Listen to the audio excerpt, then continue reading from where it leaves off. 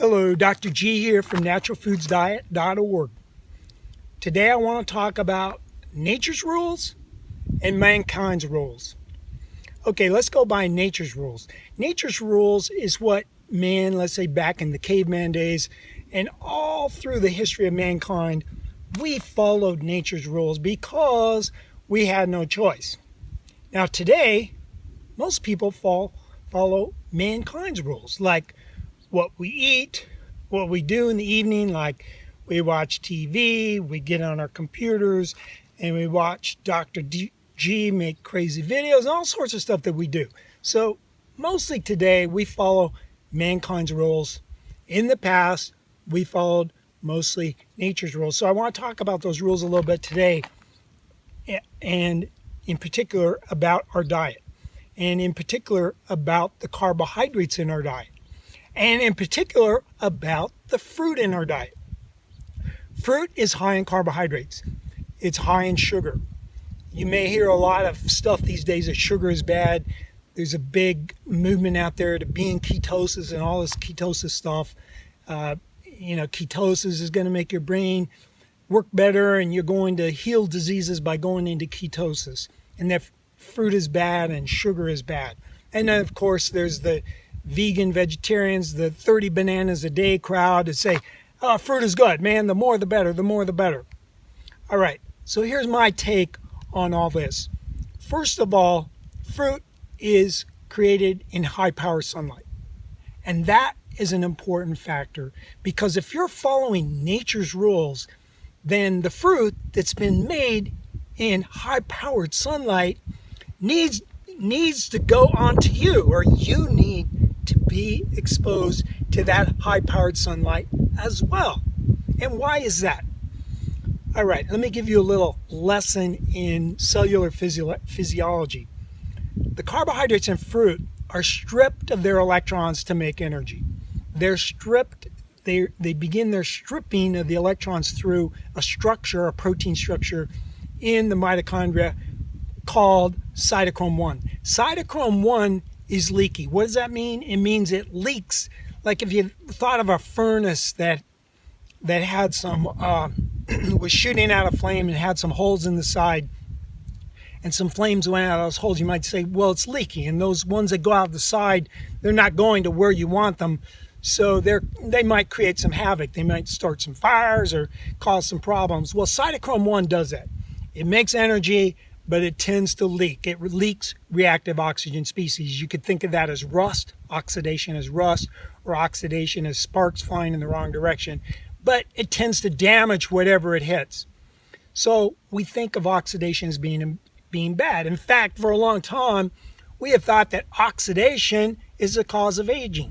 Now, why do you think the alternative docs for years and years and years have told us, take lots of antioxidants. Be sure and take 10 grams of vitamin C a day. Take a bunch of vitamin E every day. Pile on the antioxidants and you'll live forever. You'll treat cancer or whatever. Well, it turns out that isn't exactly right. Reactive oxygen species actually have an important function. They function as a signaling molecule. What does that mean? It means it sends a signal to do a function in your physiology. And those functions are critically important. And some recent studies have shown if you antioxidize yourself, that signaling doesn't get done and you age faster. Whoa! Just like so many things these days, we hear that, oh wow, they said take all this vitamin C, the more the better, the more the better. Now they're saying, oh, maybe that's bad. That's how it goes. That's how mankind stuff goes, because they don't follow nature's rules. But what if you took a step back and you go, well, what happens in nature? In nature, the fruit comes with a powerful sun. Now, of course, that human being that's out there picking that fruit, he or she has been in that powerful sun as well. And what does that do? Well, the sun separates water in our skin. The sunlight does that. It separates water, which adds energy to our cells. And that energy is used so that we can tolerate reactive oxygen species. So in other words, if we're not in the sunlight and we eat the sugar, it causes a lot more damage. Wow, nature's pretty smart. Nature had it figured out all along, and it just took us a long time for our science to catch up, but it finally is. We finally figured this out, that reactive oxygen species are essential, and that we don't want to overdo, or maybe we don't even want to do it all, antioxidants, except in special situations. And then you're still doing a risky thing, bucking Mother Nature. You know, sometimes we do that, and sometimes our back's against the wall. And yeah, when your back's against the wall, you can buck Mother Nature and take a drug or take high-dose vitamins. I understand that there might be a reason to do that.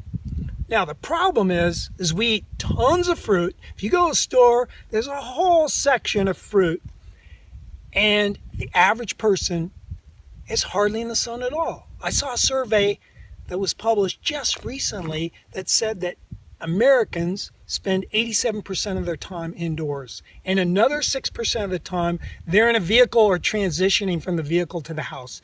So in other words, over 90% of the time we are not in the sun. Do you think that's normal? Do you think a caveman spent over 90% of their time out of the sun?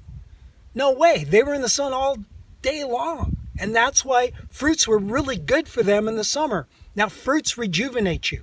And why do they do that? Because of reactive oxygen species that fruits produce signal mitophagy. Mitophagy is when your cells make a new mitochondria.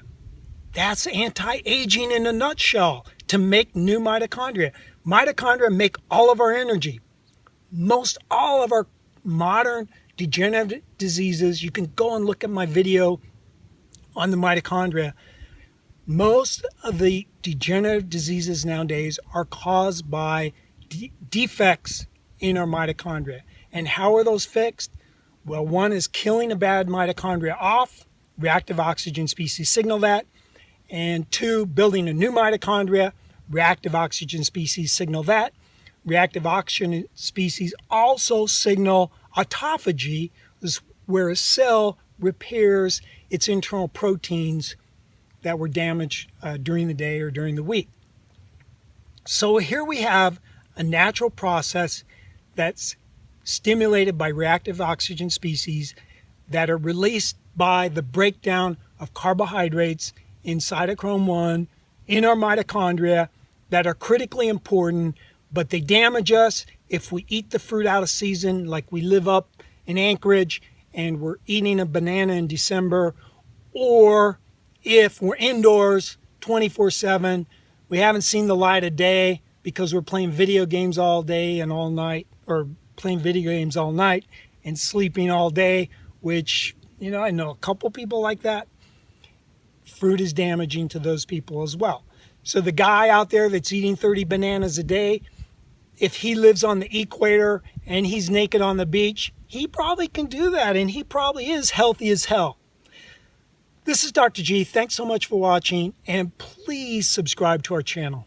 Oh, I almost forgot.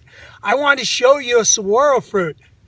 Here in Arizona, we have a cactus that blooms in late June, or doesn't bloom in late June, but it produces a fruit that ripens in late June.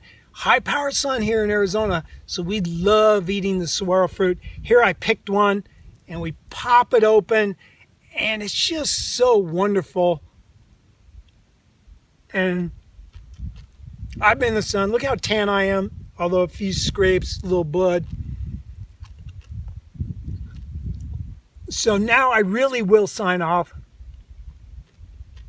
After I have my snack, after I have my little session of mitophagy. Thanks for watching.